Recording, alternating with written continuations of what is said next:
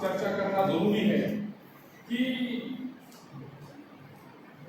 गुरु गोविंद सिंह ने जब बताया कि इसके बाद कोई जीवित गुरु नहीं होगा, ग्रंथ ही गुरु है, और इस अलग अलग समय में गुरुओं ने बताए हुए वाणियों का संकलन किया है, क्रमबद्ध बताया गया है, एक आदेश दिया है अपने शिष्यों को कि इस ग्रंथ में अब कोई पद जोड़ा नहीं जाएगा और इसमें से कोई पद हटाया नहीं जाएगा। कालानुरूप इसमें बदलाव न करना।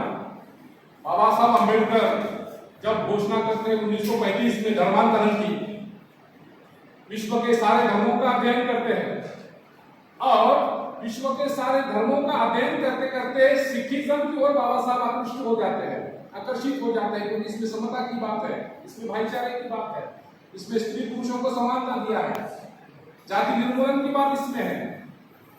बाबा साहब अम्बेडकर को यह बात खटकती है कि ये जो ग्रंथ है इसमें हम कुछ जोड़ नहीं सकते, इसमें कुछ हम घटा भी नहीं सकते।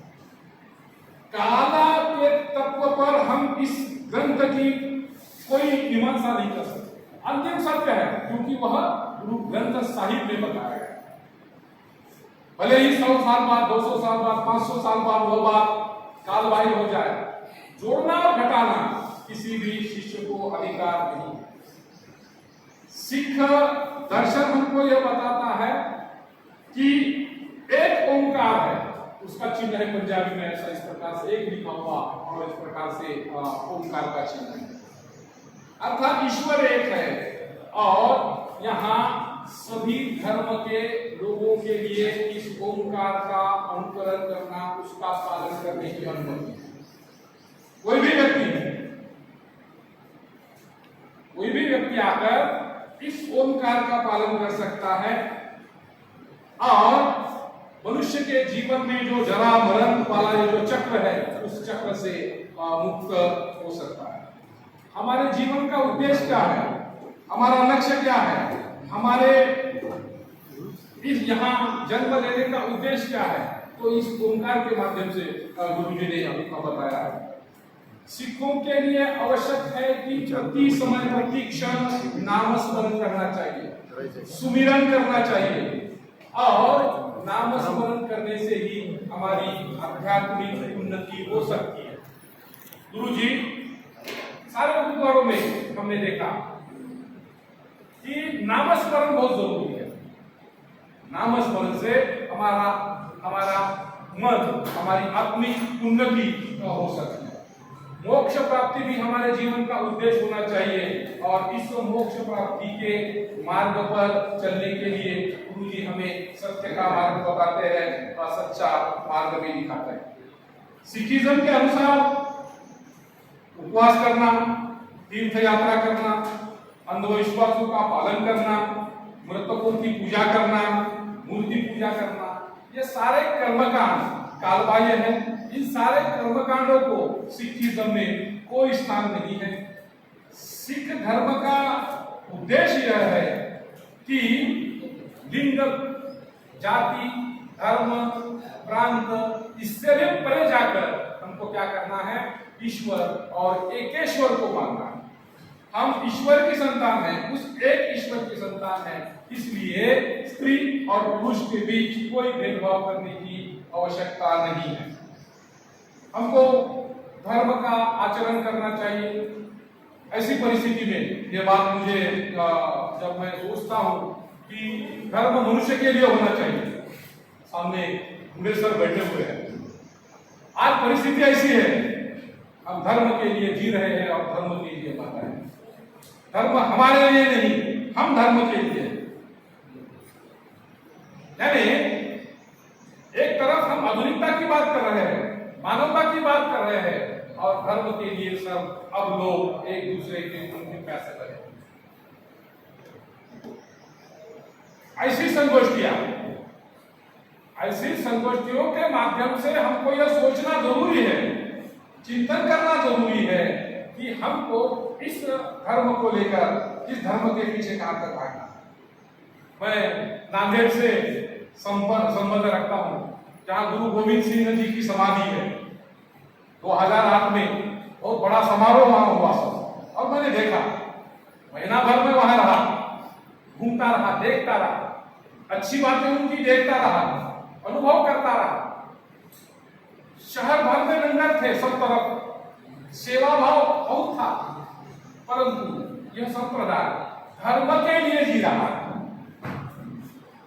धर्म ही सब कुछ है, गुरु का आदेश ही सब कुछ है।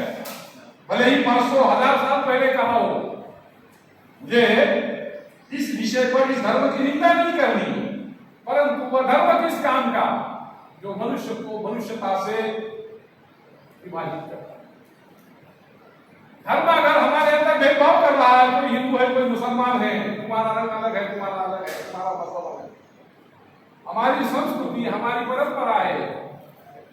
एक तरफ हम देश भर में, दुनिया भर में हम हमारी संस्कृति का गुणगान कर रहे हैं, और जब बात इलेक्शन की आती है, जब बात व्यक्ति के मरने के बाद की आती है, आखिर उसका क्रियाक्रम कहाँ करें, तो हम देख रहे हैं हमारे गांव में प्रत्येक धर्म के अलग अलग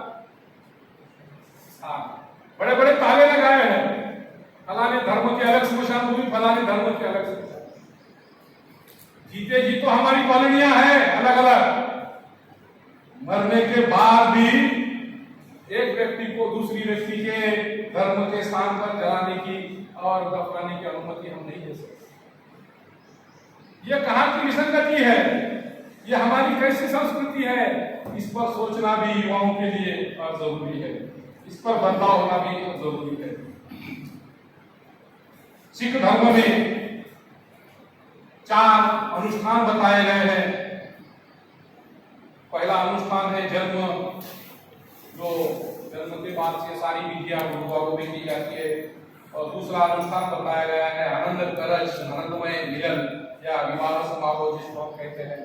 तीसरा अनुष्ठान बताया है अमृत संस्कार, यानी खालसा पंथ की स्थापना दीक्षा वगैरह। और चौथा अनुष्ठान है मरने के बाद अंतिम संस्कार वाली बात सारी है जो है।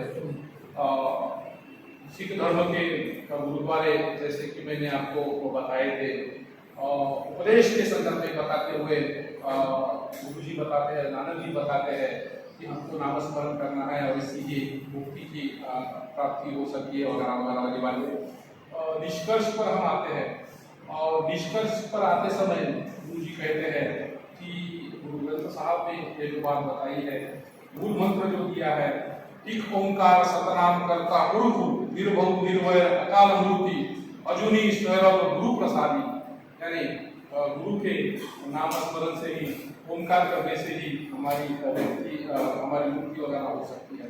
मुझे एक बात सिखिज्म में अच्छी लगी, और वह है इसमें ज्ञान है, इसमें कर्म है, और इसमें भक्ति का अद्भुत समन्वय भी दिखाई देता है।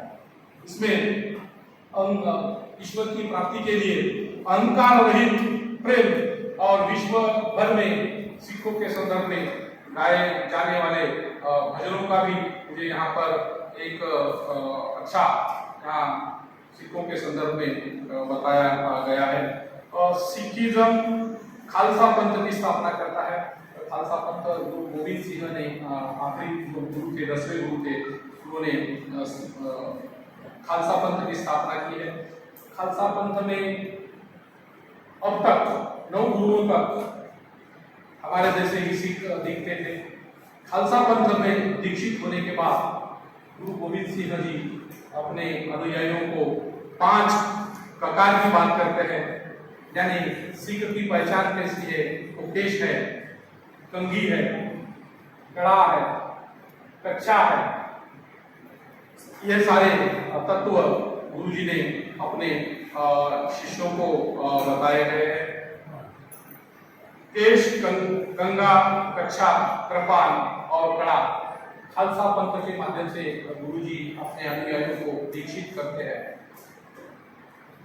गुरु गोविंद सिंह ने जब देखा कि समाज में चारों ओर अन्याय हो रहा है, सिख कभी भी दूसरों को अन्याय देख नहीं सकता, उसके खिलाफ आवाज उठाते हैं, जिनका शोषण हो रहा है उसके पक्ष में काम करते हैं। गुरु जी ने गुरु नानक जी ने अपने धर्म का प्रचार प्रसार करते हुए एशिया तक उनका भ्रमण रहा है, घूमते रहे हैं और जहां जहां भी गए हैं अपने अनुयायियों को इस प्रकार के नैतिकता वाली बातें, अच्छे आचरण वाली बातें वो बताई है। अंधविश्वासों का भी विरोध गुरु नानक जी ने किया है और अंधविश्वासों का विरोध करते हुए ऐसे ही नानक जी एक बार हरिद्वार जाते हैं और हरिद्वार जाने के बाद देखते हैं कि कुछ लोग अपने अंजूरी से पानी सूर्य की ओर फेंक रहे हैं। गुरु जी उनको पूछते हैं ये क्या कर रहे हैं? तो लोग कहते हैं कि हमारे पूर्वज वहां जाकर बसे हुए हैं, उनका निर्माण हुआ है और फिर यह जल हम उनको अर्पण कर रहे हैं। नानक जी पश्चिम की ओर मुंह करते हैं और वे भी अंजलि में पानी भरकर उछालने लगते हैं। तब आश्चर्यचकित होकर वहां के वे भक्त उनको पूछते हैं अरे तुम क्या कर रहे हो? वे कहते हैं कि पंजाब में मेरी खेती है, वहां सूखा पड़ा हुआ है, वहां पानी की आवश्यकता है और मैं अपनी फसल को पानी दे रहा हूं। भक्त बोलते हैं अरे मूर्ख है तू, तो यहां से पानी कैसे जाएगा? तब नानक जी उनका उत्तर देते हुए कहते हैं अगर तुम्हारे अंजूरी से पानी तुम्हारे पूर्वजों तक पहुंच सकता है तो मेरे अंजूरी से मेरे खेत तक पानी क्यों नहीं पहुंचेगा? गुरुजी ने लोगों की भाषा में इस प्रकार से तत्कालीन समाज में व्याप्त अंधविश्वास का विरोध किया है और उस समय होने वाले सारे कर्मकांडों का विरोध करते हुए गुरुजी अंत में एक ही बात बताते हैं, एक ही संदेश देते हैं कि मनुष्य को मनुष्य की तरह रहना चाहिए। मानवता ही श्रेष्ठ धर्म है। बिना मानवता के मनुष्य की मुक्ति हो नहीं सकती, मनुष्य का विकास नहीं हो सकता। इस प्रकार से गुरुजी अपने अनुयायियों को यह संदेश देते रहते हैं। भारत भर में, विश्व भर में सिख अनुयायी फैले हुए हैं। अपनी शूरता, अपनी वीरता, अपना पराक्रम वे अपने अपने क्षेत्र में कर रहे हैं। कर्म को प्रधानता में देते हैं और कर्म को प्रधानता देते हुए दान पारमिता जो है, हमने जो कमाया है, उपदेश सिखों के गुरु ने किया हुआ है कि दान हमें करना है। वह दान कहां जा रहा है, उसका क्या उपयोग हो रहा है या दुरुपयोग हो रहा है, यह सोचे बिना हमको हमारी कमाई का कुछ हिस्सा समाज के लिए, जरूरतमंदों के लिए दान करना चाहिए। भूखे को खाना खिलाना, प्यासे को पानी पिलाना, यही हमारी संस्कृति है और इस संस्कृति का वहन सिखिज्म में किया गया है। आप लोगों ने मुझे यहाँ बोलने का अवसर गायकवाड़ सर ने दिया, इसलिए उनके प्रति आभार व्यक्त करता हूँ। आप लोगों ने मुझे सहा, इसलिए आपके प्रति भी धन्यवाद व्यक्त करता हूँ और मैं अपनी वाणी को विराम देता हूँ। धन्यवाद।